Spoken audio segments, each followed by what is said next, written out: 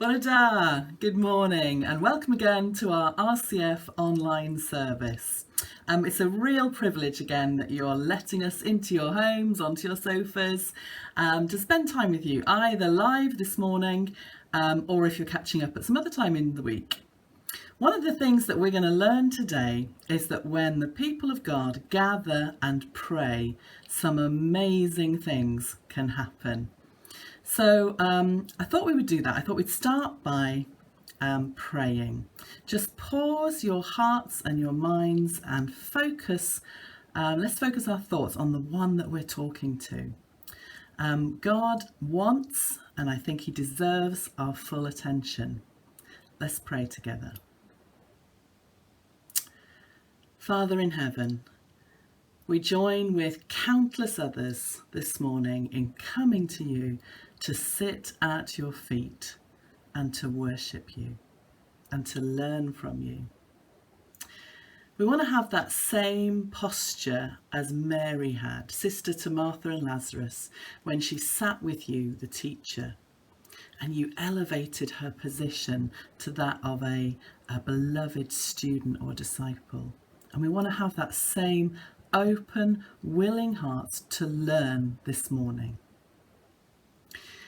We also want to have the posture of the leper who fell at your feet to give thanks, whilst all the others forgot to give thanks.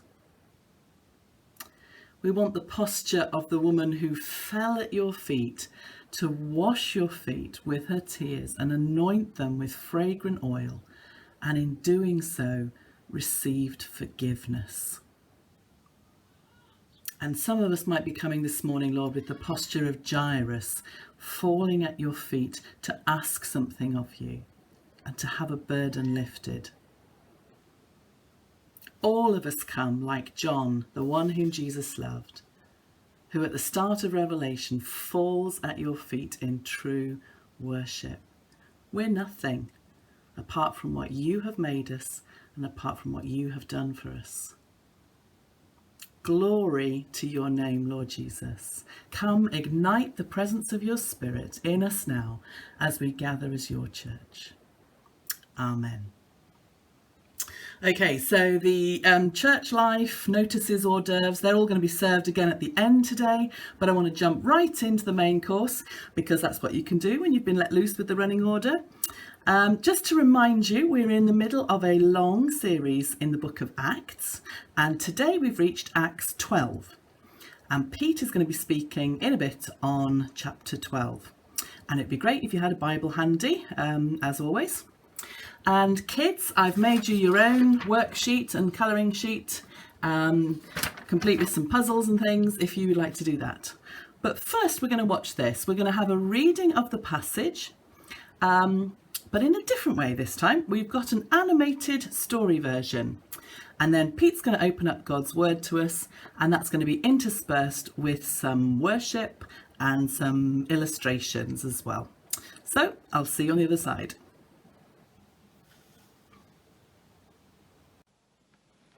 In Acts 12 today, we have Peter guarded by 4 squads of Roman soldiers. How many soldiers does that make in total? Find out a little later on.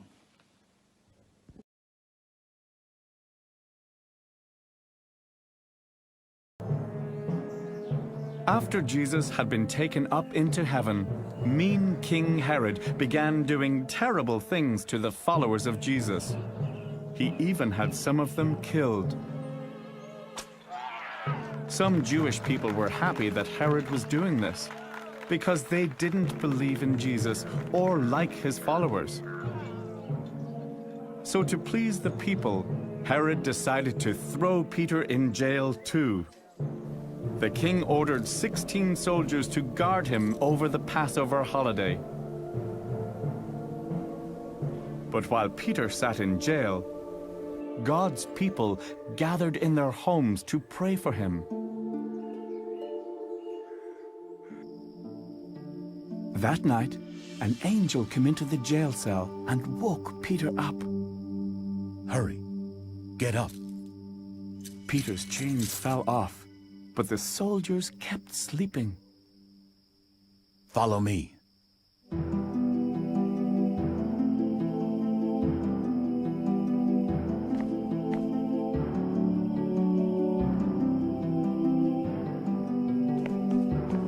Peter thought he must be dreaming, but he followed the angel right past all the guards. When they came to the iron gate of the prison, it swung open on its own.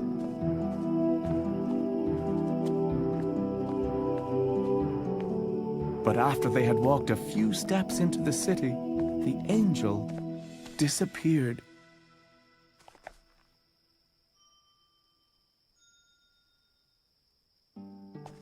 So Peter went to the house of some friends who lived nearby and knocked on the door. A servant girl went to the door and asked who was there. Who is it? It's Peter. The Lord sent his angel to rescue me from Herod. The girl recognized Peter's voice and quickly ran to tell the group. Peter is at the door.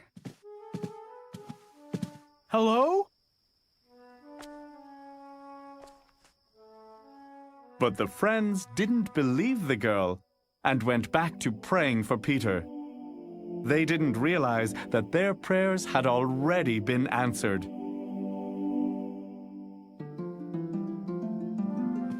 They finally listened to the girl and went to open the door.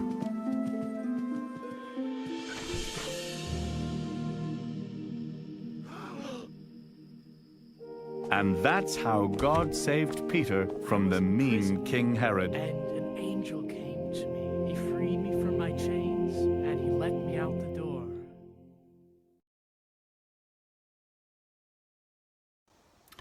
But that's not quite the end of our story today, so I'm going to read verses 18 to 24. In the morning, there was a great commotion amongst the soldiers. What could have happened to Peter, they asked. After Herod had a thorough search made for him and didn't find him, he cross-examined the guards and ordered that they be executed. Then Herod went from Judea to Caesarea and stayed there for a while. He'd been quarrelling with the people of Tyre and Sidon, and they now joined together and sought an audience with him. Having secured the support of Blastus, a trusted personal servant of the king, they asked for peace because they depended on the king's country for their food supply. On the appointed day, Herod, wearing his royal robes, sat on his throne and delivered a public address to the people. They shouted, "This is the voice of a god, not of a man." Immediately, because Herod did not give praise to God, an angel of the Lord struck him down, and he was eaten by worms and died. But the word of God continued to increase and spread.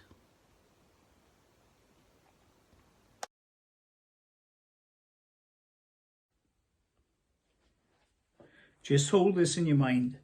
We're going to look at populism, Peter, and prayer. First of all, Herod and shades of populism. Populism's not really the true word to use. However, we'll look back at that in a while. We have to look at the horrible history of the Herods, or indeed the history of the horrible Herods. Firstly, there was Herod the Great. He was the start of the dynasty and set the tone by murdering 2 of his sons and his wife. It was he who ordered the slaughter of the innocents at Bethlehem. And now his grandson, Herod Agrippa I, takes centre stage in the Herodian family. He was given the territory of Judea and Jerusalem by his boyhood friend, the Emperor Claudius, in AD 41. He had first been given power by the Emperor Caligula and had been imprisoned by Tiberius. Herod was on good terms with the Pharisees. He now wanted to gain the support of the ruling party, the Sadducees, and to that end he forged a common enemy, the followers of Jesus. Such was the popularity of the beheading of James that he now reserved the same punishment for Peter. However, he had to wait until the end of Passover, and such was his eagerness to imprison Peter that he guarded him with 4 squads of soldiers. How many is that? This gross injustice mirrors the racial and religious bigotry which is reflected in many societies today. In America, the president creates an enemy. He speaks of Mexicans as deadly, dangerous drug dealers. It's the same thing whether currying favour or winning votes. Herod used people as pawns just so that his ratings would go up. Does that ring any bells today? Herod had not reckoned with the prayers of the church, which saw the power of God released and a chain reaction take place. I don't know about you, but I'm a very visual learner. I stand a much better chance of being able to remember something if I can see it in my mind's eye. And this doodle summary here I found on Pinterest by a lady called Carrie Denker, and it really helped me think about the story. I mean, look what Herod did. He had the apostle James killed. That was John's brother. Remember the sons of thunder, the disciples? And then he had Peter arrested and thrown into prison. But look at the consequences for him. Herod ends up being eaten by worms and then dying. Now, if it had said that sentence the other way around, it wouldn't have been quite so surprising, would it? But no, he was literally eaten to death by worms. If you are helminthophobic, you might not want to dwell on that for too long. And we know that a really important part of Peter's release was the part that his friends played in praying. Gosh, that's a lot of P's, isn't it? The important part of Peter's played and praying, something like that. Prayers, anyway, that God heard and acted upon. God sends an angel to carry out his plan, which is for the chains to fall off, the 16 guards to not see a thing as Peter and the angel walk past, that solid iron gate to just fly open by itself, and then the angel leads Peter through the city to safety. It's like the script of a really good movie, you know, where the baddie gets what's coming to him and the friends help with the release of the hero who's got the power of good on his side. And there's a funny scene where he's knocking and nobody else actually believes he's at the door and they just carry on praying. And then at the end, the hero departs. But the thing is, it isn't a movie. It's an historical account full of details. We're told which month it happens in. It's the month of the Feast of Unleavened Bread. There's details about a public trial, details of how the Roman Guard is organised, detail of who the house belongs to, what name, what the servant's name is included. Then Herod's travel itinerary, who he's been in disagreement with, what his servant's name is. This is classic Luke, the historian, giving methods by which people would have been able to verify his account. Names, dates, places, events. And I love this summary at the bottom here, where it says the Lord both protects and builds his church. God looks after his followers and the church grows and grows.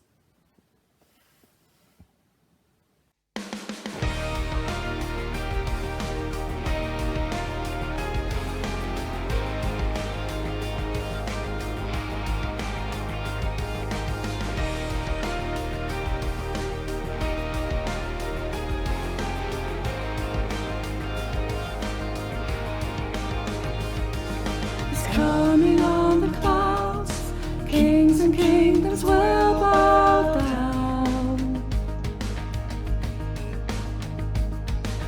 Every chain will break, as broken hearts declare his praise. Who can stop the Lord Almighty? Our God is the Lion of Judah. He's roaring with power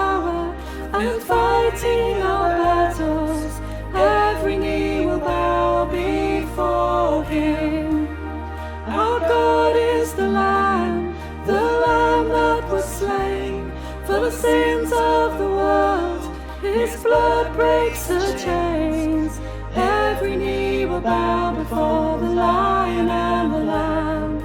Every knee will bow before him.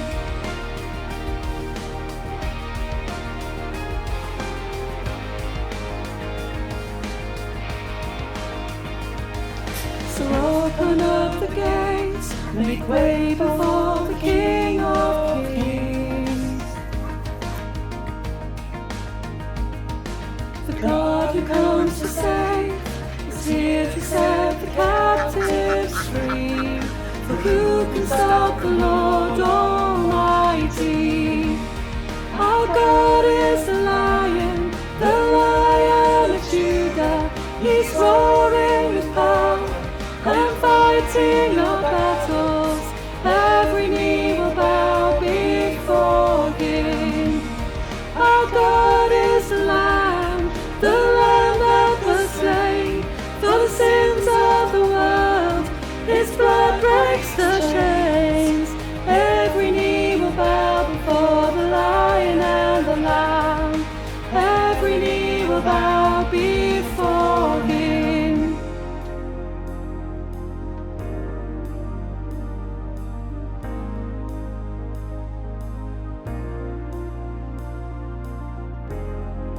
Who can stop the Lord Almighty? Who can stop the Lord Almighty? Who can stop the Lord Almighty? Who can stop the Lord Almighty? Who can stop the Lord Almighty? Who can stop the Lord Almighty? Who can stop the Lord Almighty? Who can stop the Lord?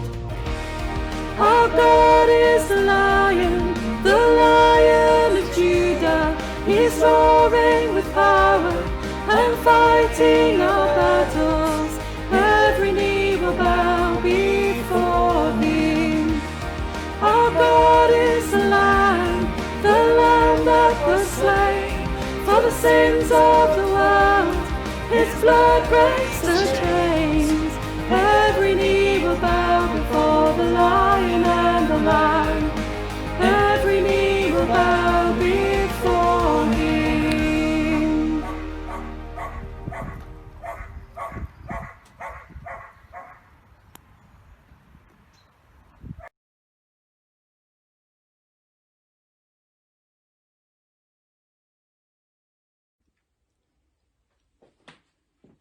Secondly, we look at Peter at peace. Moving from Herod onto Peter, we see a man who was told by Jesus that he would be an old man when he died. Peter was at peace. The night before his execution, he was asleep between two sentries. He wasn't afraid of death, and he knew, like the psalmist, "My times are in your hands." Then he was awoken by an angel who released his chains as the entry slept. Two other soldiers were outside the cell, and then the first and second guards were passed without incident. The fourth squad was probably asleep, as they took turns to sleep in 3-hour intervals. The gate at the outside of the prison opened automatically, the first automatic gates that we encounter. Peter went into the city as the angel disappeared, and he walked to the house of Mary, the mother of John Mark. A portion of the church was gathered, praying for Peter's release. Note, but. It says in verse 5, but earnest prayer was made by the church to God for Peter. This asks of us, who are we praying to, and who or what are we praying for? It was specific. They were praying for Peter, and they were direct. They prayed to God, who makes the impossible possible, who is the God able to do more than we can ask or think. The prayers could not believe the servant girl Rhoda, who said that Peter was outside. They eventually got him inside, and he told the story, before going into hiding. This history helps explain why James, the Lord's brother, became the leader of the church at Jerusalem. Peter was whisked away. We might, as we reflect on the story at this stage, ask why James, the brother of John, was martyred and Peter spared. These questions, and many like the problem of suffering, are ones that we cannot always answer. We are called to trust the living God, who is compassionate, gracious, merciful, and knows what is best for us. What we do know is that Herod's intended punishment was actually a promotion to glory for James. He had an earlier start than the other apostles in heavenly worship. There's a popular Christian song around at the moment called Waymaker. It's got a very catchy chorus and you find yourself singing it around the place. It's a very simple declaration. It's not profound in a literary sense, but it is profound in describing the character of God and in giving praise and recognition to those aspects of who God is. Waymaker, miracle worker, promise keeper, light in the darkness. My God, that is who you are. And the bridge says the following: even when I don't see it, you're working. Even when I don't feel it, you're working. You never stop. You never stop working. And that was a song that came to mind when I was thinking about Acts 12. I don't suppose top of the list of answers to Peter thinking, how on earth am I going to get out of this situation, was, oh, God will probably send an angel and he'll probably snap these iron chains, blind the guards and throw open the iron gateway and out I'll walk.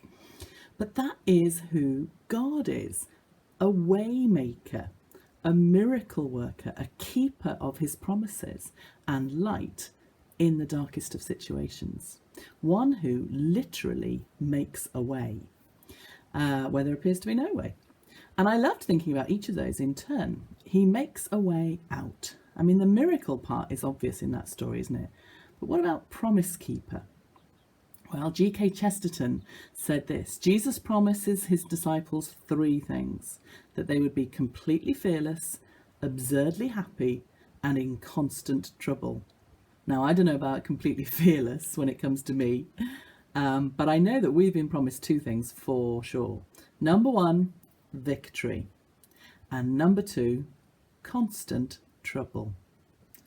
And at the same time he told us that we'd have constant trouble, he also told us that in him we could still have peace right in the middle of the trouble.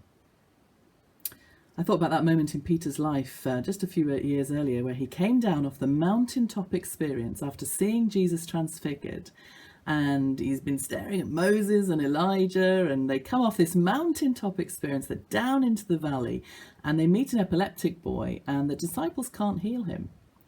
So Jesus does, and they can't work out why they weren't able to. But Jesus promises them that if they have faith, nothing will be impossible for them. And I just wonder how often Peter recalled those promises: peace in the midst of trouble, faith for anything. I'd love to know what he was sat thinking about in prison. So I had a quick look at Peter's letters as well. It's like following clues, isn't it, in the Bible? And 1 Peter is all about suffering and glory. He's writing to persecuted believers that have been scattered, and he talks of their faith refined by fire. And he genuinely rejoices in it. He counts it a privilege to suffer for the sake of Christ. He starts the letter with suffering, grief, trials, and he ends it with the same. I'm also certain that knowing Jesus, having seen him transfigured, and then having met the risen Jesus, Peter's experienced glimpses of glory, and I'm sure that was definitely light to him in the darkness. He knows whatever happens, he is glory bound. Prayer, the church's secret weapon. Look how pointed this prayer is. It starts with a but as a counterpoint to the terror of Herod. But is the kingdom of God dealing with worldly rulers. Earnest prayer. Luke uses the word in his gospel. Luke 22:44, Jesus praying in Gethsemane, and being in an agony, he prayed more earnestly, and his sweat became like great drops of blood falling down on the ground. Earnest, sincere, heartfelt. And the same word is now used of the church praying.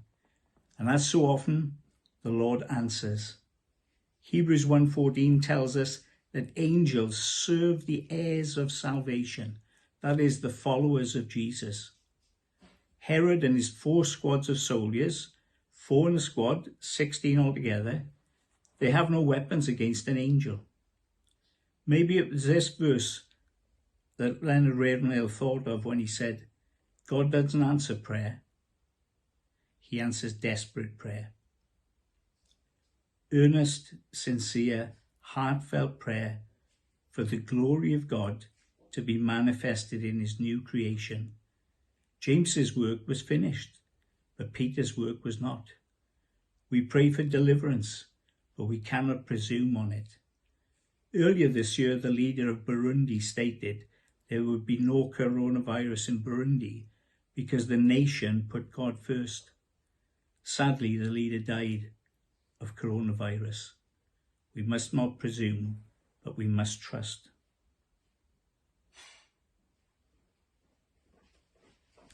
That brings us to the outcome of prayer in the death of Herod.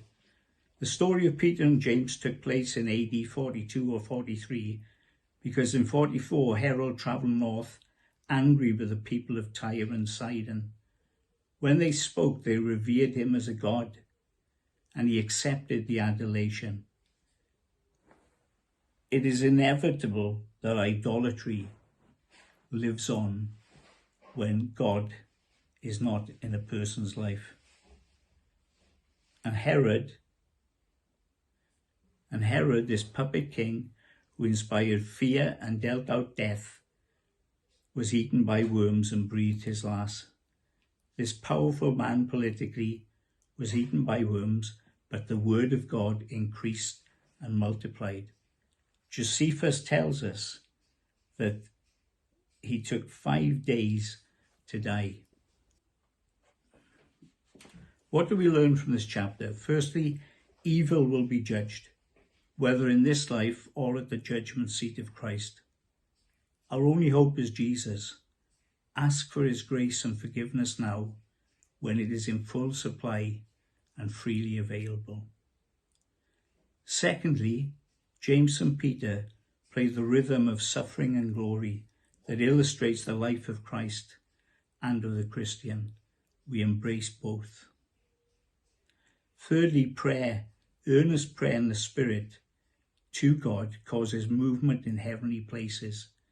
Demons are cast out, angels come in to deliver and rescue, and the word of God is multiplied with Jesus glorified.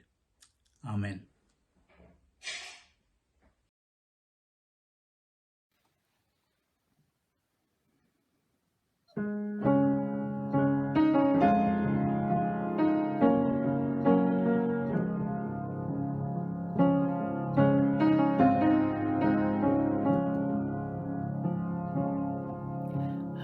Amazing grace, how sweet the sound that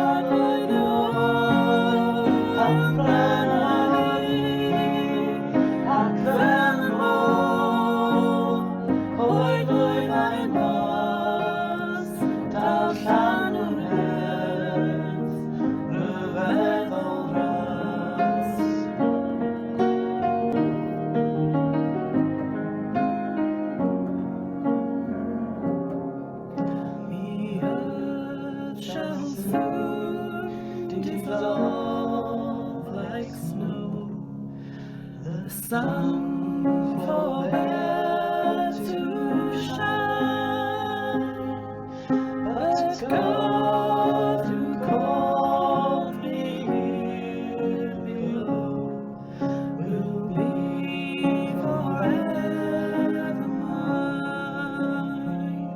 My chains are gone, I've been set free.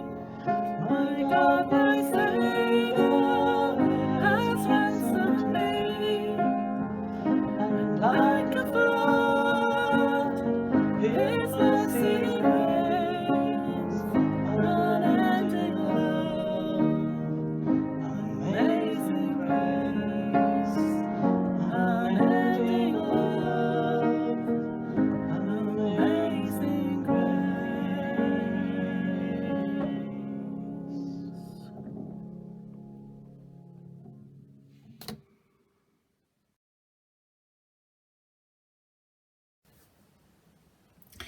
Thank you so much, Pete, for today. I just love the way that you bring the historical context to the passage, and I just love learning from you as well. Remember that our recordings stay on our Facebook page and YouTube channel, should you wish to go back and watch any bits again or pass it on to somebody else. More information can always be found on our website, which is rcfnorthwales.com.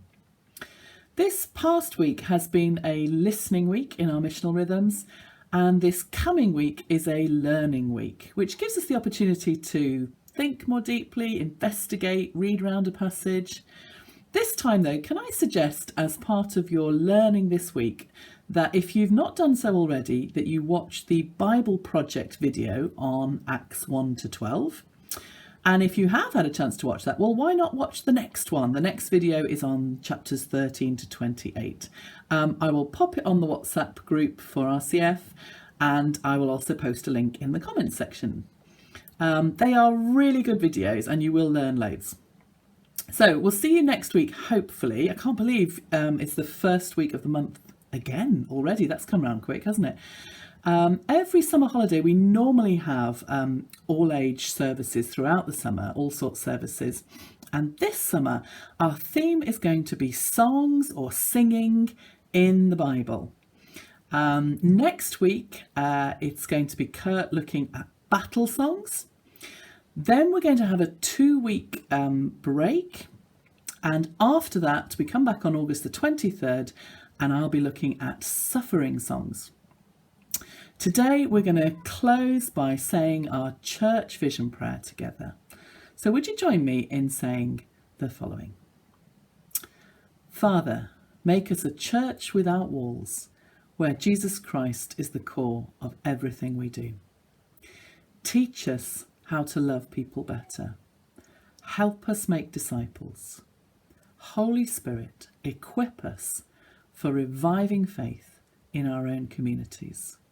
Keep us growing and maturing in you. Amen. So until next week, God bless you and goodbye.